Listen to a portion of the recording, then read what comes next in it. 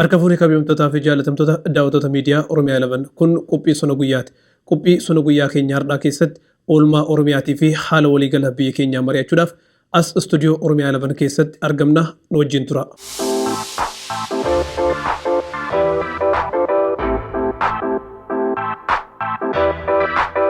Minilik jechuun Oromiyaa irratti ajjeechaadha, miidhaadha, harma muraadha, harka muraadha inni haasawaa jirra.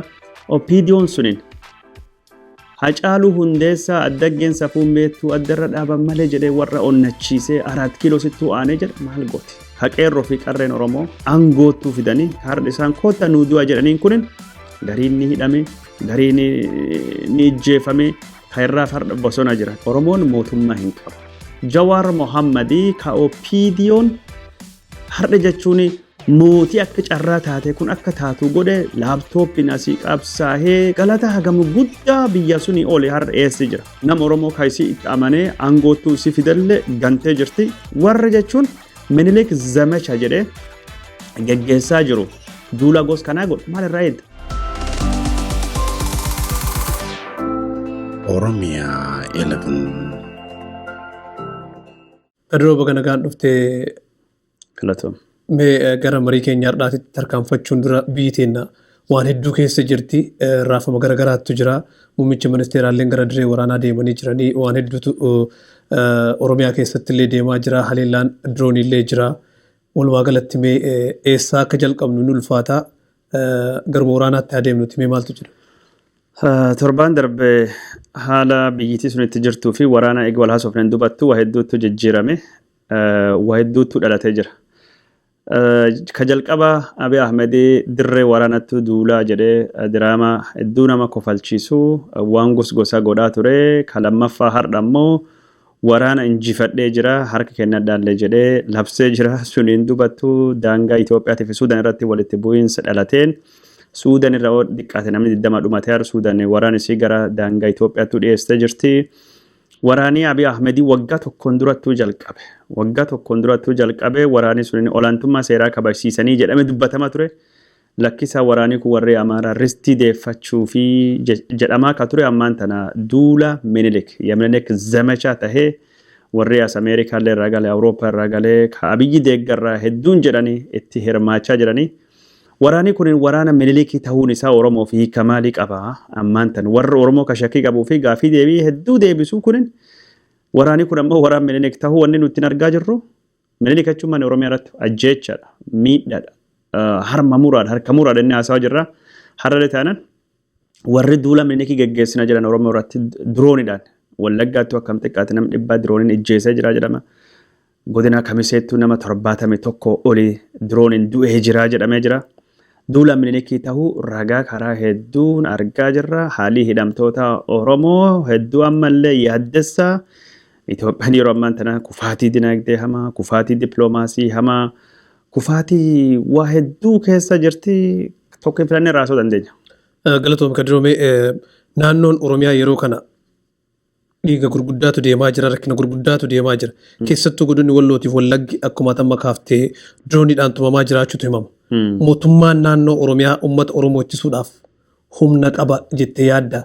Yoo mootummaan Oromiyaa humna hin qabaatin uummanni hoo maal godhee balaa kana jalaa dandamachuu danda'a? Mootummaan humna qabaa miti. Oromoon mootummaa qaba. Hin qabu. Oromoon mootummaa hin qabu. Mootummaan ammaan tanaa aangoo gubbaa jiru haqeerroo fi qarreen Oromoo aangoottuu fidanii diina Oromoo ta'uu filatee kaayoo fi imaammata sirna nafxanyaa bakkaan baasuu fi mootummaan murteeffate socho'aa jira.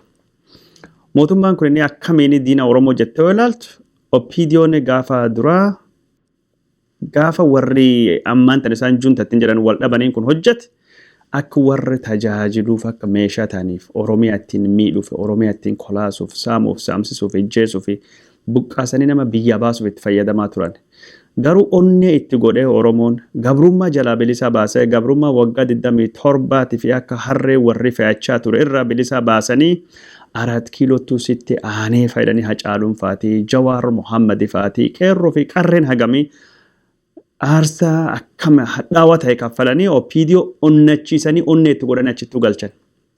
Opiidiyoon suniin Hacaaluu hundeessaa addaggeen safuun beektu addarra dhaaban malee jedhee warra onnachiisee 4 kiiloo sittuu aanee jedhe maal goote.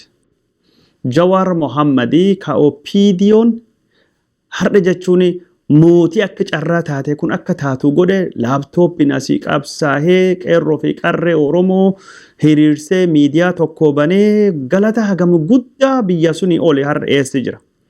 Dargaggeessi qeerroo fi qarreen Oromoo Kaabii Ahmedii fa'a aangootuu fidan har'a isaan koota nuu du'a jedhaniin kunin gariin ni hidhame, gariin ni ijjeefame, kairraa farda bosona jira. Qeerroo fi qarreen Oromoo jechuun mootummaa kanaan wal lolaa jira.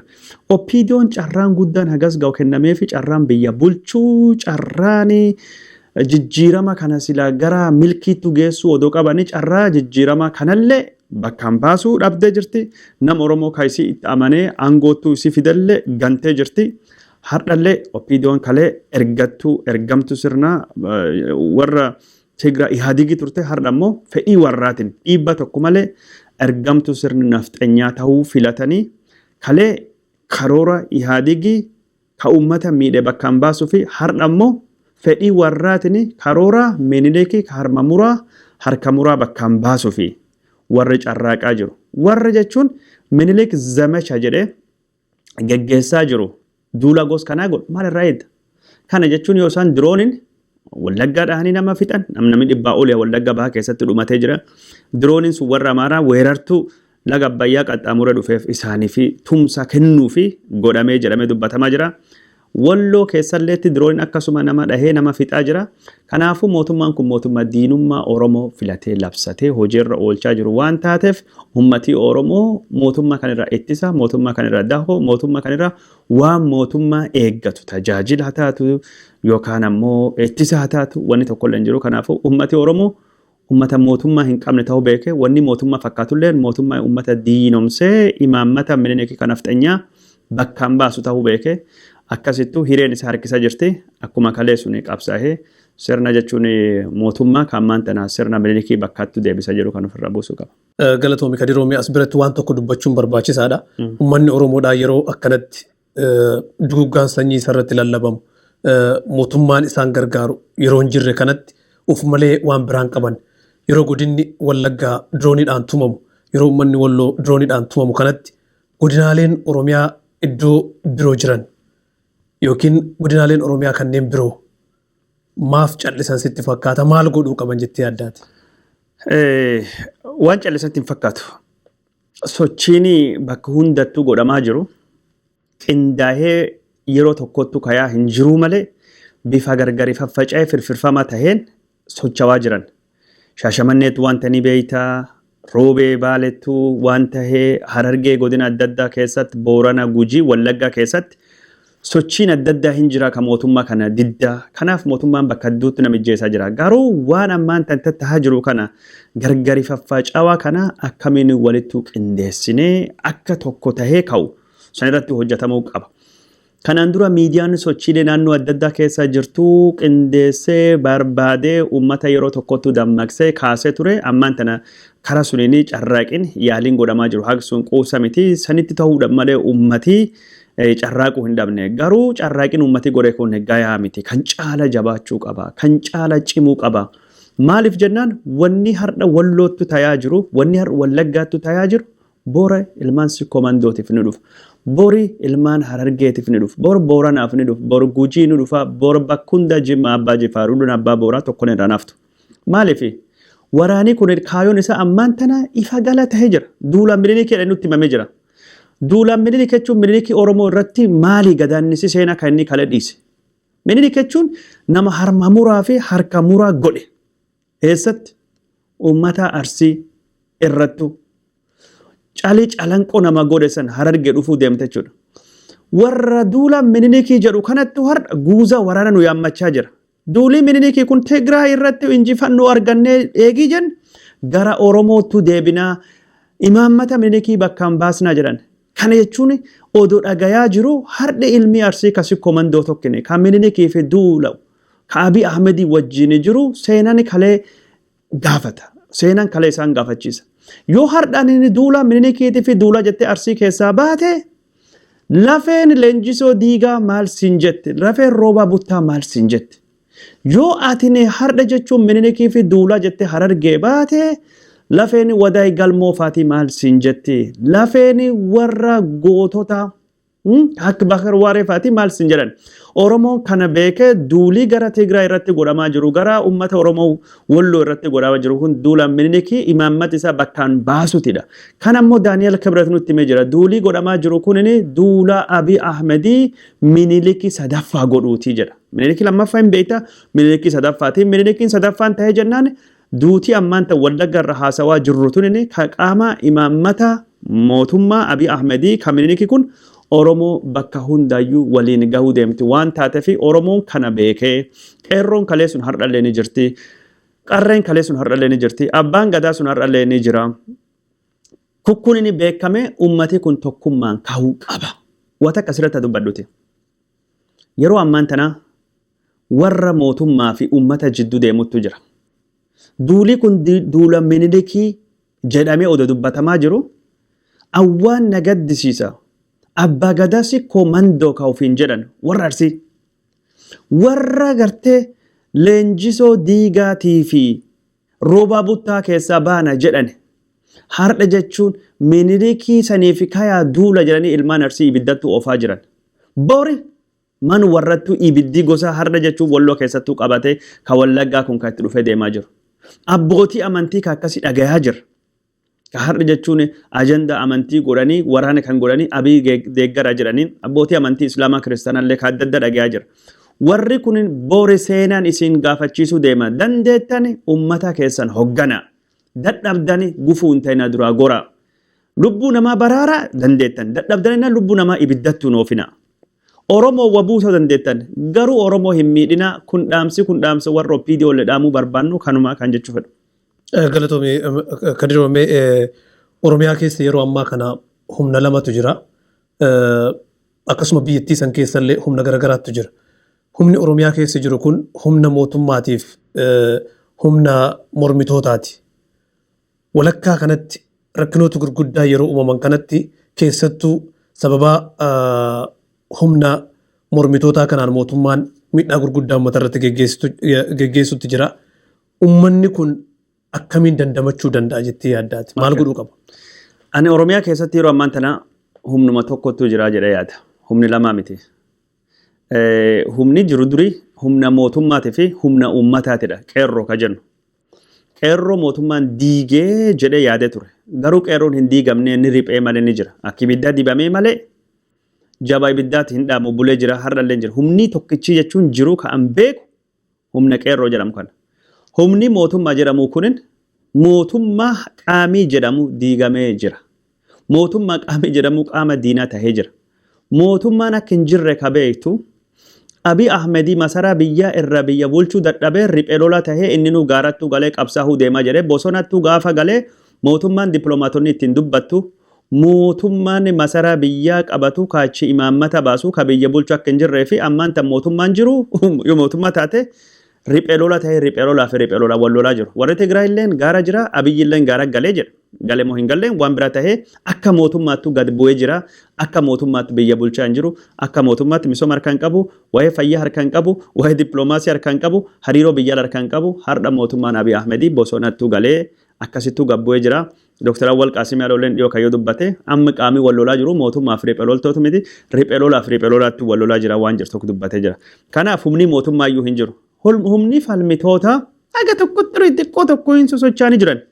Humna san jechuun filannoo keessa dhiibee baasee kaan ammoo karaa boordii filannoo warraatiin waraqaa dhoowwee humni falmitoota kasila karaa nagaatiin qabsoofnaa jedhanii galanii ka akka Abaawoo ka akka warra Somaalii faatii Sidaama faatii hundinuu dirree siyaasaa dhiphatee keessa bayanii jiran jechuudha. Humni falmitoota wanni jedhamullee hin jiru haga jiran sunillee carraaqaa hin jiranii hidhamanii sakaalamanii gaadi'amanii jiran. Ummata mormiyaamuu hin danda'anii ummata jechuun akka falmuu akka qabsaa'u godhuu hin danda'anii inumaayyuu biiroo kennineef irra fudhanna jechaa yaamichi dhiyaachaa jira jechuudha. Sodaa hidhaa irra kan ka'e warri kaan hidhamee jira warri kaan ni hidhamna kan jiru falmitoonni hin jiru. Amma humni jira tokkini ummata qeerroodha. Qarreedha. Qeerroo fi qarreen humna tokkicha jira. Kakaleellee hegeree Oromootiif Itoophiyaa jijjiire ta'uu beekanii har'allee humni jira tokkichi isaan ta'uu beekanii hiree warraa kakalee harkufiitiin barreeffatanii nama keenya nuu taayaa jedhanii Abiy Ahmedii angootuu fidanii ka inni ammoo warri gane dhiiga warraatiin qabsoo dhufte. Siidaa aanoleetii fi siidaa calanqoonii diigaa jedhee masaraan biyyaalessaa keessattuu siidaa Minilikii kalee godhe shakkaa turre. Lakkisa siyaasaa fi godhee jedhanii dubbachaa turan. Har'a ammoo duula Minilikii goonee jedhanii yoonni gabbahee dubbatu duulii kulleen Abiy Ahmedii saalisaawii Minilikii godhuu qabnaa yookaan godhuu deemna jedhee Daani'el Kibratii pireesii biyya gubbaatti barreessu dubbatu Oromoo shakkii qabuu fi kunini ifa gala tahee beekanii humni tokkochi jiru dargaggeessa humni tokko jiru uummata bal'aa ta'uu beekanii hireen isaanii ammallee harki isaanii jirti carraa kanattuu fayyadamanii waan godhuu qaban. Keessattuu yeroo mootummaan Abiy Ahmedii ammaan tana inni mataan isaa shiftaa tahee bosonattuu galee waraana qabu guurratee gaarattuu galee gara kaaba Oromiyaan banaa jirti.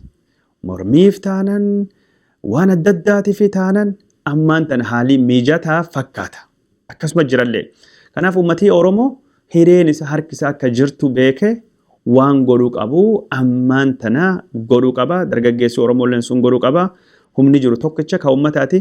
Humni kunini ka'ee yoom bu'aan isaa maltuu fudhata gaafin jettu gaafii sunidha. Mee gara qabxii itti aanutti haa tarkaanfannuuti yeroo ammaa kana waajjiraaleen mootummaa shira eenyummaa wajjin wal qabate xaxaa akka jiraniif gaggeessaa akka jiran dhagahamaa jira. Manneen institushiniin barnootaalleen fakkeenyaaf yuunivarsiitii Finfinneetti barattoota sagantaa eebbaa irraa dhabamsiisuudhaaf deemuu eenyummaa irratti xiyyeeffatee walitti hidhata TDF yookiin ollaa wajjin qabdan sababaa jedhuun akkasumas hojjettoota mootummaa eenyummaa isaanii irratti xiyyeeffate waajjiraalee mootummaa keessaa dhabamsiisutu dhagahamaa jira. Shirri kun haga eessaa deemaa isa duubaan maaltu jira jettee yaadda? Isa duubaan maaltu jira yookaan shirri kun dabii kun eessirra dhufaa jennee eegi ilaallu bakkuma ammaan tan dubbanne irratti deebina. Bakki inni irra dhufu duula Minilikii ka jedhudha. Minilik wasadiin Itoophiyaa dhufee wasadiin gara kibbattuu babal'atee jedhee namni goojjamee The Making of Modern Ethiopia kitaaba ka barreesse tashaalee xibabuu dubbata. Wasadiittuu jira jedhe ka Minilik ittiin dhufe. Takka olaantummaa sibiilatiin qawween olaantummaa Amaaraa mirkaneessuu sabaa fi sablammii qawween cabsee gabbarsiisuu nafxanyaa gabbaarii sirnirrattuu ijaaruu jedha. Lama olaantummaan sirna Minilik keessatti qaroomii Amaaraa irra dhufaa jedhee waan yaaduuf olaantummaa afaan Amaaraatii fi aadaa Amaaraa mirkaneessuu. Sadaffaa qaroomaa fi olaantummaan Amaaraa olaantummaa amantii Ortodoksii irra dhufaa jedhee waan yaaduuf qaroomii giizii jedhanii qaroomii kunin olaantummaa kiristaanallee keessaa ka Ortodoksii babal'isuudha. Sirni Minilikii waan kan sadeen irratti hundaa'ee uummata kibbaatii fi uummata Oromoo bal'aa cunqursaa jalatti bulchee uummatii Oromoo bal'aan kun akka diinattuu dhiyaatee jira. Qarooma tokko keessatti yeroo hundaayyuu gootaa fi diinattuu jiraachuu qaba. Badattuu jiraachuu qaba. Amaarii waan badaadhaan waan gaariidhaan dhiyaatee uummatii Oromootii fi Islaamii sabaa fi sablammiin biraa immoo waan badduun dhiyaatee qaroomii Minilikiin fidee ka Itoophiyaa keessaa kanaa jechuudha. Kanaan wal qabatee jira tashaaleen gaafa barreessan Oromoon qabeenyi isa saamamuu qofaa miti sabaa fi sablammiin qabeenyi warra manca'uu qofaa miti humna cabuu qofa sun taane sirna barnootaa keessaa haqame. Barnootii akka hin baratamne akka duubattuu hafu godhama. Maal jennaan barnootii meeshaa walqixxummaa fidu meeshaa ummata tokko walqixeessuu danda'a jechuun ummata jidduutti qaawaa jechuun dinagdee qaawaa hawaasummaa jiru ka cufuu danda'u ummata illee ilaalchi gam tokkotti boca geessuu danda'u waan jedhamee yaadameef meeshaan sunini akka meeshaa olaantummaa Amaaraa bakkaan baasu afaan barnootaa irraa kaasee haalii hojii ittiin argatanii kun cuftunuu akka Amaariffaan ta'u barbaadamee ture. Abiy Ahmed illee kun tokkoffaa irraa Haile Sillaasee illee kanuma kaasaa turan. Haile Sillaasee illee kana fide kun jechuun duula Minilikii sunitti itti fuufee akka tashaalee xiba'uu barreessutti. Amma yoo waa'ee barnootaa yaadnu waa'ee barnoota eegi yaadnu nama jechuun Itoophiyaa deeggaruu malee nama suni hin taane digrii isaanii ka kanaan duraati be digrii duri irraa fudhachuu deemaa jedhee yuunivarsiitiin Finfinnee yuunivarsiitiin guddichi tokkichi dubbate. Dargiin beeke dargiin jechuun ka sirna Haile Sillaasee waan inni qabu hunda ballees ijoollee bara Haile Sillaasee eebbifam digrii irraa fudhadhaa yookaan dippiloomaa irraa fudhadhaa jedhee dubbatee hin jiru. Dargiinuu hin jennu.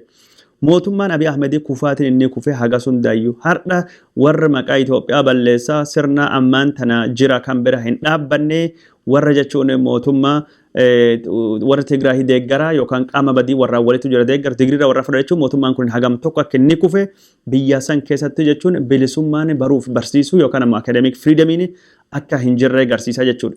Haalii jechuun barnoota keessa Oromoo dhiibuu kunillee Oromoo hedduu yoo hin galle taate haalii barnoota jechuun meeshaa olaantummaa afaan Amaaraatii fi sirna Amaaraa ittiin babal'isanii ittiin mirkaneessanii dalagaa carraa barnooti tokko carraa nama uuma nama afaan Amaaraa danda'uu fi carraa birookiraasii ka hojii ittiin uuman jechuudha.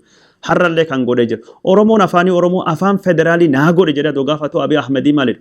Ati afaan federaalii ta'u miti afaan Amaaraatiin barachuu qabdaa jedhee kutaa tokkoffaa irraa afaan Amaaraa odoo namni tokko warri nuun gaafanne beeku warri Amaaraa godhe.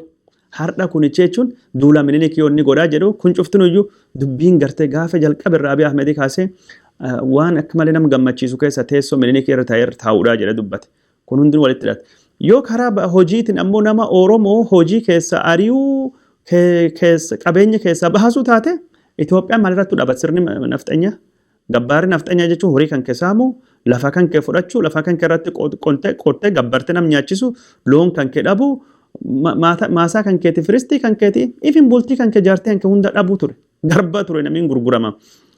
Kanaaf wanni Abiy Ahmed itti nu geessaa jirutti deemaa jirru har namni hedduun nama nu malee gosa sirna durii sunitti deemaa jirra achittuu dhaqaa jirra. Mammaaka tokkotu ture jedhanii yoo ዘመናዊ ለስላሴ ተንበኩ ጥሩ ሚስት አግብቶ ለሰው ከማበደር መጥፎዋን አግብቶ እንደ ጊዜው ማደር ዋንጀዱ ተኮቱ ቱሬ የሮሰን ማሊፊ ዘመና ሃቲ መና ከን ከዮ ጋሪ ታቴ ስራፍ ቀሙቱ ቱሬ በሬዲዮ ታቴ ቹ ኢትፉፍ አይ ኖ የቹ ወኒ አከሲ ስርንሰን ከሰት ቤት ወኒ እንታን እንጅሩ አርደ ነምኒ አከሚን ዋን ከሌ ከሰ ባነሰን ዳጋቴ ስና ዱሪ ሚኒሊክ ጀለ ዳራ ኦሮሞን akkamin ilma abbaa gadaa namatti ittiin jettu tokkini yoonni akkas jedhu Oromoon warri gari har'allee taa'ee Abiy Ahmed ilma abbaa gadaa jedhan Minilik zamacha jecha Minilik zamacha jedhee kan ittiin deemaa jiru. Kanaaf dalagaa keessa nama ari'uu barnoota keessa nama ari'uu kukkun cuftunuyyuu imaammata itti fufiinsa sirna Minilik ka Oromoo tokko deeksuu yookaan hiyyoomsuu lama Oromoo duubatti hambisuu doofaa godhuu akka barnoota ammayyaa hin arganne. Sadii ammoo qabeenya Oromoo abbaa ittaanii fudhachuu olaantummaa amantii gosa tokko afaan tokko kan jennu kun cuftinuyyuu kasaba takka kan irratti hundaa'e sanittuu bakkattuu deebisuu deema. Abiy taanan waan arna ajaa'ibee keessa Abiy Arafaanoo jedhee namichi tokko ni arrabsaa ture Yohaannis Booyyaaloo jedhama kanaan dura itti gaafatamaa biltsiginnaa Amaaraa dubbii himaa akkasii ture. Namichi sun Abiyyi wal dhabee Abiyyi hin dubbisu hojiirra ari'ee jedhanii warri OPDO faarsaa turan Abiy goota ilma abbaa gadaa namni dura. Ardi jechuun yoo nu agarru foota tokko naannoo Amaaraati namichi sanitti taa'ee barsiisaa Abiyyi faati taa'anii barumsa fudhatan. Yohaannis Booyyaaloo dhugumaanuu jechuun namni hedduun lakka sooyyee hunatuun arafa yaaloo arafa ta'uu hoomachi Abiyyi ta'uu arginee jirraa jedhanii namni akkasitti wanni jechaa jiranii. Kanaaf warri Oromoo ka shakkii qabdan taate mootummaan kun mootummaa sirna nafxanyaati miti yookaan sirna nafxanyaa hin deebisu Minilik jettanii yaaddan har'a jechuun gara mootummaan kun itti deemaa jiru irraa wanni hedduun namaa galaa jedhee yaada. Garamee naannoo Oromiyaatti haa deebinuuti bulchiinsa mootummaa naannoo Oromiyaa yeroo tokko kaasuu barbaachisaadha. Mee haa kaafnu haala amma deemaa jiru kana keessatti pirezidaantiin mootummaa naannoo Oromiyaa guyyaa muraasa dura ibsa tokko baasanii turanii ibsa isaanii kana keessaa waan dheeraa baasanii muraasa xiqqoosii dubbisuu barbaada qabxii kana kaasuu barbaada. Gocha hammeenyaa fi gara jabinaa lamuu boqonnaa jijjiiramaa booda TPLF raayyaa ittisa biyyaa irratti raawwate kanaan kan miira'e qeerroo fi qarreen Oromoo murtii osoo nuti jirruu wayyaanee juntaan gateetti uummataatti ol hin deebitu jedhu qabatanii duulaniiruu jedha. Qeerroon pirezidaanti Shimallis Abdiisaa jedhan kaminni yoo qeerroon kan fedhii isaatiin duulaa jiraatu taate mootummaan naannoo Oromiyaa milishootaa fi dargaggeeyyii magaala keessaa humnaan konkolaataatti fe'ee gara duulaa guuruun maaf barbaachise? Pirezidaantii maqaa jedhu kana beektaa akkasuma seerattu jedha malee Shimallis Abdiisaa maal jedhee Baqqalaa Garbaa cundhuuri jedhe. Cundhuuri jechuun nama akkamiiti nama qa'een isaa odoo tumamtuu odoo saamamuu qa'ee isa tikfachuu hin dandeenye bulfachuu hin dandeenye ka diina irra nama ittisuu miti nyaapira nam dhowwuun ufii isaati waa godhachuu hin dandeenye Shimallis Abdiisaa nama gossuni cundhuura jedhe dubbate. Cundhuuri Shimallis Abdiisaatiin inni jedhe sun akkasumatti akka malee sirrii jechuu kun akka malee Shimallis Abdiisaa ibsa. Shimallis carraa sila pirezidaantiin Oromiyaa muummee ministeera Itoophiyaatti waan aangoo akka malee jabaa aangoo akka malee guddaa tokko sila dobeekee itti fayyadame. Garuu Shimallis jalqaballee irraa kaasee namuuf dandahee waan murteessu sun taane akka namni hedduun jedhu gaafuma karaa Oppiidoo keessa dhufu kootii baattu Abiy Ahmedii ture. Nama kootii Abiy Ahmedii baatee jaldeemu. Shimallis Abdiisaa cundhuura ta'uu isaa kan mirkaneessu gaafa tokko walgahii gubbaatti Abiy Ahmedii nami garaa kan kee to'achuu hin dandeenye akkamiin Oromiyaa keessatti Wallaga keessatti rakkoo dhufe to'atta jalqaba exersaayisii hojjedhi garaa kan kee kana buusii jedheeni qeeqee jedhee ani waan tokko dubbadde ture waggaa tokkoon duratti waan kana walgahii Oppiidoo keessatti dubbatame. Ji'a 3 yookaan ji'a 4 duratti Abiy Ahmedii Shimallis Abdiisaa ajaja kennineefi kiiloogiraamii 20 buusii jenne ajaji nu kennineefi sunini haga nu eegne oole hojiirra oole Shimallis Abdiisaa performansiin isaa waan nu laf kenneefi caalee darbee jira 23 luuz godhee jira. Nama jechuun Oromiyaa nama kiiloo kan kee buusii maali jedhee namni tokko ajaja kennuufi nama kanirraa Oromiyaa bulchaa jedhamee eeggamuun iyyuu waan hin taane takka jechuudha. Inni waan ufiiyyuu qaama isaayyuu akka inni bulchu namattuu ajaja kennaafi kootii baattu waan ta'eef nama murteessuu danda'u miti. Shimallis Abdiisaa nama akkasii yaraa nama gos kana abeebaa jechuudha. Kaan ammoo haga qeerroo Oromiyaa keessattuu ijjeesaa bayanii qeerroo saamaa hidhaa bayanii Shimallis Abdiisaa qubi hin qabu. Qubiin qabu jechuun yoo waan kan dubbateef waan kan isatti dubbatee fedha. Maybe ismattuu godhaa ture Abiy Ahmedii waan fedhe security'n dennetiin Amaara Oromiyaa keessa seenee Amaanuel wandimmoo kabbadaa gurbaa surri isaa facaasan san qeerroo meeqa ijjeessan Oromiyaa bakka addaa keessattuu. Har'i jechuun waan Shimallis Abdiisaa hin beekne miseensi senetii Ameerikaa Chris Coons beeka. Chris Coons maal jedhee dubbate? Bara 2018 dargaggoota tokkotu jira. Dargaggoon kun dargaggoota Oromooti. Abiy Ahmedii aangootti fidde maqaa warraa qeerroo jedhama. Qeerroon kun jedha. Gariin ijjeefamanii jiranii, gariin manidhaa jiranii. Kan manidhaa irraa hafan bosonatti gadanii mootummaa kanaan wal lolaa jiranii jedhee dubbate. Heeringii senetii Koongireesii Ameerikaa keessattuu geggeeffame gaaffii yoo gaafatu. Qeerroon sun kadhugumaanu Abiy Ahmed aangootti fide Shimallis fa aangootti fide garbummaa jala cancanaa Ihaadigii jala bilisa warra baasee mootii godhe qeerroon sun har'a jechuun warraan wal lolaa qabsaawaa jira. Dargaggeessi Oromoo bal'aan waraan kan fedhii hin qabu. Dargaggeessi Oromoo waraan kan fedhii hin qabu. Deemuu hin barbaadu. Sirna Minilikiitiif duuluu hin barbaadu. Ristii Amaaraatiif duuluu hin barbaadu. Kanaafi dargaggeessa humnaan qabaa odoo haawwani maatiin bo'aa jiranii eessaa guuran Baaleerraa guuran Harargee Jimmaa Wallagga bakka hundaa guuraa geessaa jiran. Kanaaf qeerroon Oromoo fedhiin duulaa jira ka jedhamu kun kijiba. Beeraa wuttiddirina labsee Abiy Ahmedii nam dirqee geessaa jira. Namni ammoo fedhii dhabee harki kennatee lubbuu isa dandamachaa jira yookaan waraan irra baqachaa jira. Tokkoffaa kufaatiin mootummaa kana guddaan tokkin waraanii kun waraana kaayoo hin qabne waraan ummati Oromoo hin deeggarre namni kanaaf deemee duulleen hin jiru Oromoon deemee duullee hin qabu jechuudha. Galatoomime waa'ee Duula Minilik kaaftee jirtaa isarra deebi'uun hin barbaachisu. Garuu qabxii tokko hawaasa Oromoo yaadachiisuudhaaf duulli amma deemamaa jiru kun erga ifaan ifatti maqaa zamachaa Minilik yookiin Duula Minilik jedhu erga moggaafatee itti deemaa jiraate ummanni Oromoon kanaaf deemee du'uun wanni inni irraa argatu maali? Kana booda hoo warri deemu maal godhuu qaba? Ka jedhu isa seenuun dura ummata Oromootiif Minilik eenyu? Duulli inni kanaan dura godhaa ture. Duula akkam ture? Madaan ummanni Oromoo yookiin godaannisni ummanni Oromoo bara sanii qabu maali? Minilik jechuun namni Itoophiyaa ammaan tana humna qawweetiin hundeesse. Gargaarsa meeshaa waraanaa Xaaliyaan, Ingiliiz, Faransaay irraa argatee Itoophiyaa hundeesse Itoophiyaa ammaan tana haalli inni ittiin hundeesse haala akka malee suukkanneessate. Minilik bulguu yoo namni jedhu sababaadhaan ka dhiyaate. Namni tokkini ka uummata Oromoo waa'ee isaa qorate qorataan mishiinarii tokkin Oromiyaa keessa yoo akkame xiqqaate waggaa 30 jiraatu yeroo sanitti lakkoofsi uummata akka ammaan tanatti lakkaamee bifa saayinsaawaa ta'een beekamullee baatu ummati Oromoo lakkoofsi isaa eegi Minilikii weeraraan Oromiyaa qabatee harka wadhakkaan gabbu'ee jedhee dubbate. Harka wadhakkaan gabbu'ee jedhee dubbate.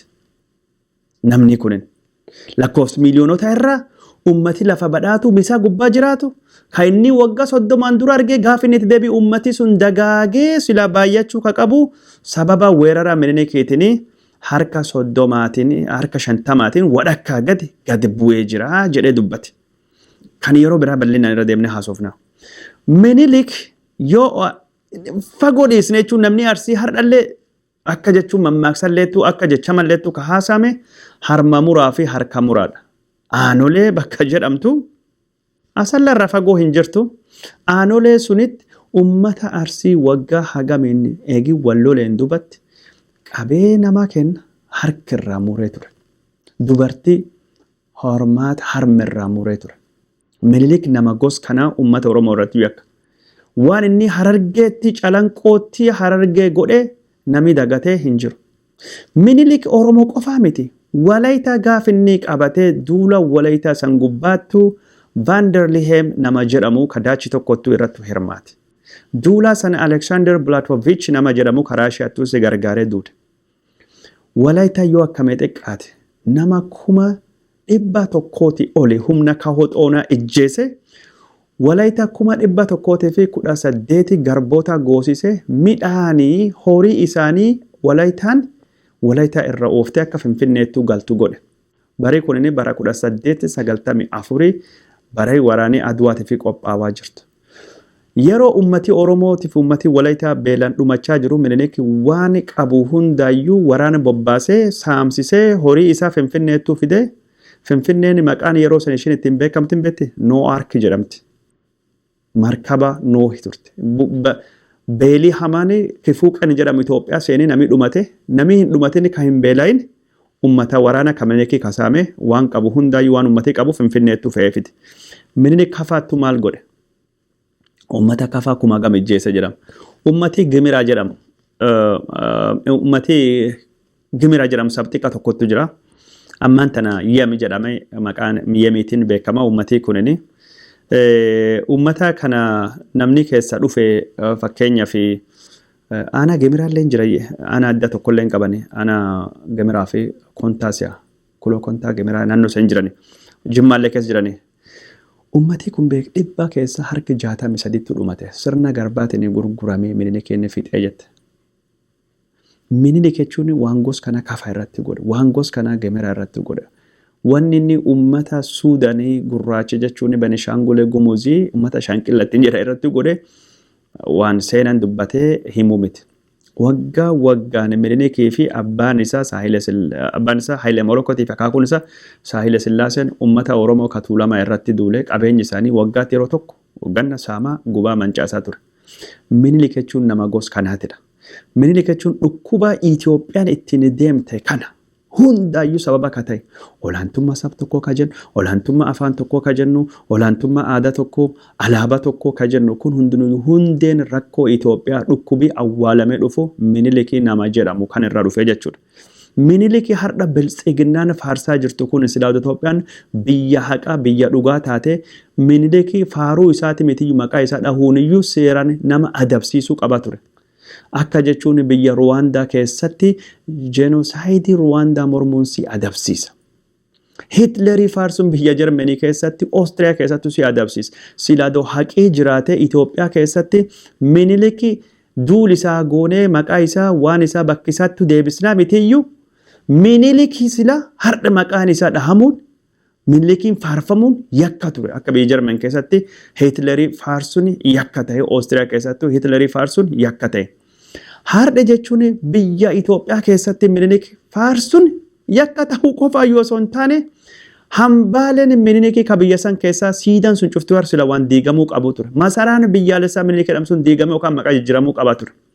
Garuu Hacaaluu Hundeessaa Minilikii jechuun kopheen hin qabu mal jedhe Minilik harreen dhufee malee fardi kun farda isaati miti fardi kun farda siidaa dabaleeti. Qeerroon seenaa hin beekaa siidaa kan gaaf tokko ni jissaa jennaan Hacaaluu Hundeessaa duutii itti murteeffamee ajjeefame.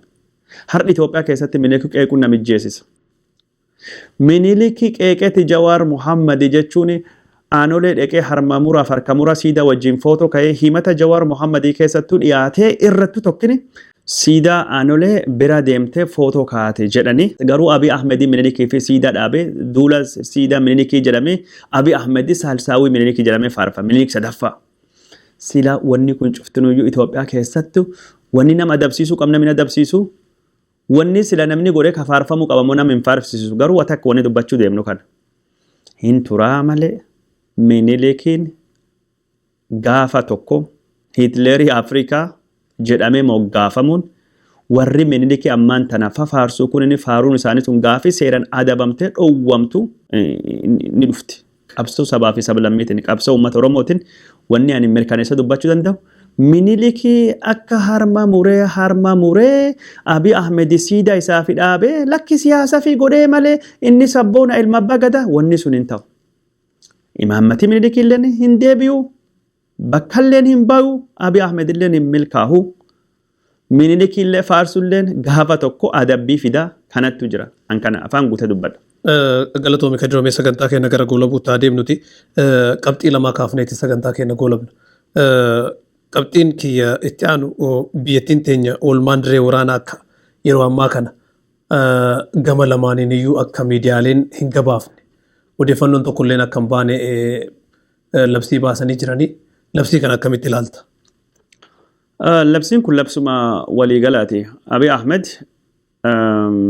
lolellee ka lolchiisullee jeneraalii waraanalleen ana ka oduullee godhu gaazexeessalleen ana oduunarra dhagayaa.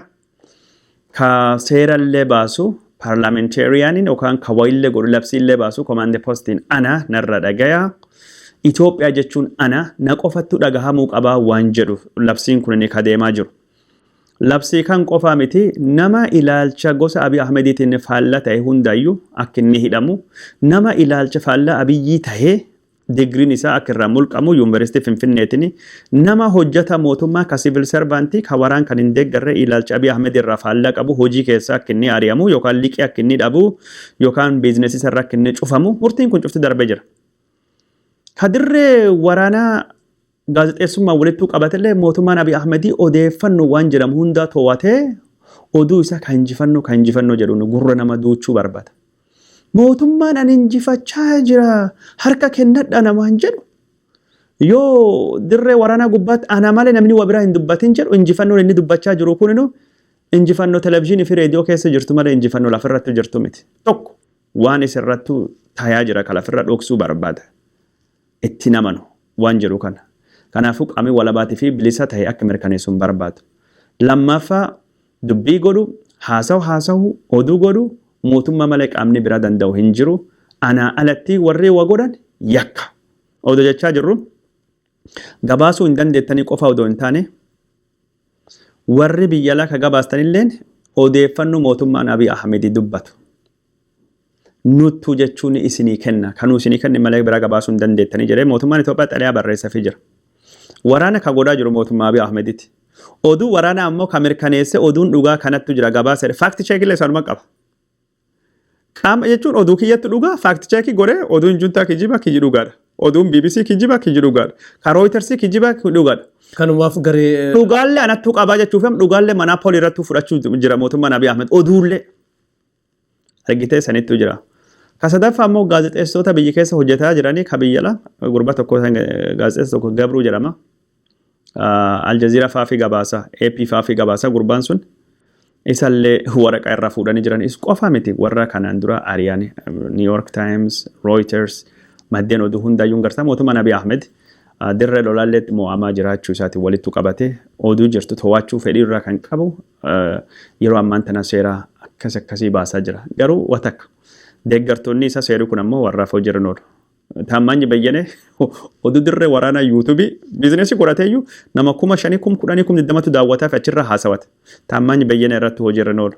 Yookaan warra aktivistoota isaa jechuun Abiy Ahmed faarsan irratti hojiin oolu. Yuunifoormii hin godhatina jedhanii oppiidoon cuftinuu Shimallis Abdiisaa hin godhanne yuunifoormii waraanaa godhachuun dhowwaa jedhamee Addisuu Araggaa fa'aatii hin godhanne. Warri Amaaraa immoo yuunifoormii godhachuu mitiyyuu itti tolfatanii bareechanii Minilik Zemecha irra godhatanii uffatan. Warri irratti hojiirra oolu mootummaan Abiy Ahmed muddamuu irraa kan ka'e waan akkasii godha garuu warra Amaaraa gubbaatti to'annoo kan tokkollee to'achuu hin danda'u dubbiin harka baatee jirti. Galatoomee qabxii itti aanuun gara daangaa biyya teenyaatti adeemnuti gara naannoo Suudaan haala amma deemaa jiru waldhabbiin walakkaa gama Suudaaniitiif Itoophiyaatti uumamee jira. Suudaan irraa namnis du'uu gabaafamaa jira. Guyyaa har'aa immoo mootummaan Suudaan loltoota isaa gara daangaa Itoophiyaatti sissee jira. Lolli kun biyya teenyaaf dhiibbaa akkam qaba? Lolli Suudaanii fi daangaa Itoophiyaa gubbaa deemaa jiru kun cuftinuyyuu waan Abiy Ahmedii fiti. Abiy Ahmed daangaa asiin nu eeganuu qabadhaa nu juntaan wal loluu deemnaa jedhee lafa dabarsee kenneef. Lafa sana Abiy Ahmed dabarsee ka kenne warri Amaaraa kunini itti naman warri jechuun gara Oromiyaallee ristii deeffachuu barbaadu, Matakkal deeffachuu barbaadu, ristii Tigraahii, Walqaayii Sagadee, Raayyaa deeffachuu ka fedhe, Finfinnee Bararaa warri deeffachuu barbaadan. Suudaanii keessatti lola bananii dhiyoo kana nama 23 akka gariitti immoo 26 ijjeessanii jira waraan Suudaan. Abdul Fattah al-Burhaan kalee achi al-Fasheeqa lafa qonnaa ka Itoophiyaa fi Suudaan irratti wal dhabdu kana jira. Lafa Suudaan taakkuu takka gadhiisnee hin deemnu. Itoophiyaan nu barbaadda jennaan nulleen humni qabnaa deebisnaaf jedhee waraan gurguddaa meeshaa waraanaa qabuu fi ka xayyaarallee hunda gara daangattu dhiyeesse waraan lafa daangattu dhiyeesse xayyaaruuf eeggatu ajaja kennee jira. Kun maal agarsiisti kun cuftinuyyuu wanni garsaa jirtu Suudaan rakkoo daangaa Itoophiyaa wajjin qabaachuu qofa miti dhimma hidha guddicha laga Abbayyaallee rakkoo Itoophiyaa wajjin qabdi keessattuu Misrii wajjin harkaan qubaaf qubatanii kan irratti hojjechaa jiran. Kanaan wal qabatee amma warri kalee Abiy Ahmedii Itoophiyaa waliin dippiloomaasii gaarii qabu ka Itoophiyaan biyya cimtuu jedhanii ilaalan cuftinuyyuu Abiy Ahmedii waraan hin taane keessa seenee ammaan uf dadhabsee jira. Abiy Ahmedii ammaan nama kirkiree jiru hundee hin qabu Suudaanilleen si malatti. Biyyitii biralleen si malatti. Karaa dippiloomaasiitiin kufee jira. Abiy Ahmedii ammaan tan waraan inni Suudaan wajjin keessa jiru kun hammaachuu danda'a. Dirree waraana bira dhalachuu dandeetti. Kun cuftinuyyuu imaammata Abiy Ahmedii dogongoraa kaayoo hin qabne irraa waraan dhala ta'uu deema. Haalii dubbii naannoo suni xiyyeeffannaan hordofaa jirra garuu ammatti waan dubbachuu danda'u. Yoo haalii waraana Tigraay keessa deemaa jiru kunin ka hammaatee kan caala jabaatu taanan Abiy Ahmedii har'a jechuun asittuu injifadhee achittuu milkaa'ee jira. Garuu borii dirree waraana biraa eeggachaa jirti. Abiy Ahmedii kan Noobeelii nagayaa addunyaan badhaaste biyya keessattuu nagaa buusuu hin dandeenye ibiddiin Itoophiyaatti qabsiisame biyya ollaallee waliin gayaa akka inni jiru milishootii isaa ka Amaaraa warri akka jaanjaawidoota kukkunechuun terroristoota isaan kun beek biyya ollaallee jeeqaa jiranii Abiy Ahmedii warri kun isallee irratti gaaf tokko ka'uun oolu. Naaqaba qabaa naa sarare bakka warra dhaabbatu hin jiru. Galatoomee kadiroo sagantaa keenya kan manaa goolabnu. Galatoom. Egaan kabajamtoota daawwattoota miidiyaa Oromiyaa 11 qophiin sona guyyaa keenyaa har'aa kana fakkaata ture. Mariin kadiroo Elamoo wajjin taasisaa turres kanumaan goolabama. Sona guyyaa biraatiin angoolitti deebinuuf nagaan nuuf jiraadha.